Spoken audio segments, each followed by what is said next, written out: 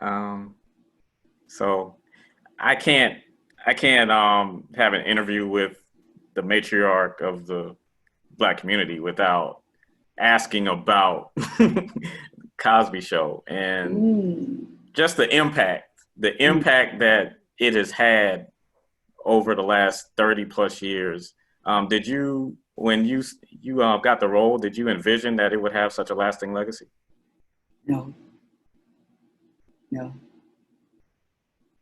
I was um, I was happy to be in the room, Hmm. and I loved going to work every day. And I had no idea. None of us did. Well, we didn't. You mean me and the children? We weren't thinking about that. We were thinking about what we were doing, and we were enjoying it. And it was a wonderful place and way to work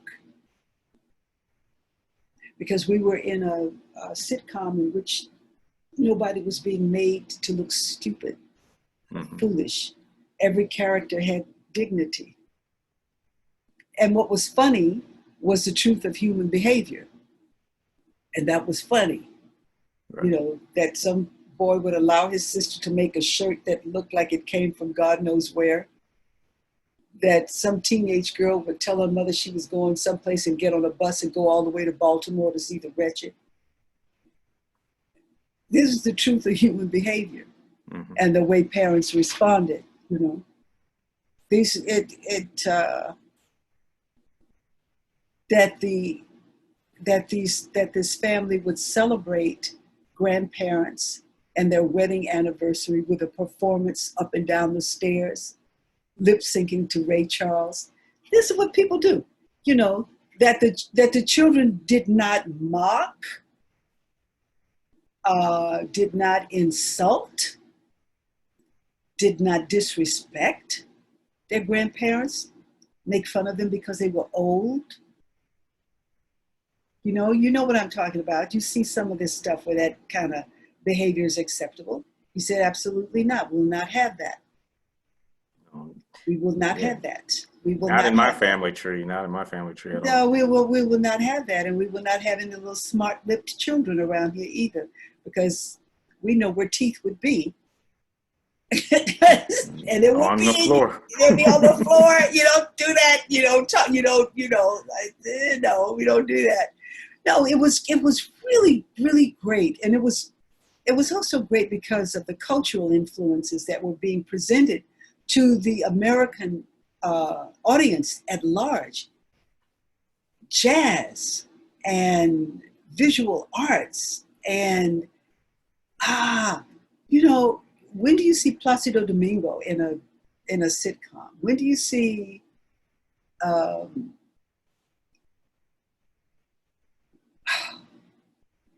we had everybody on that show.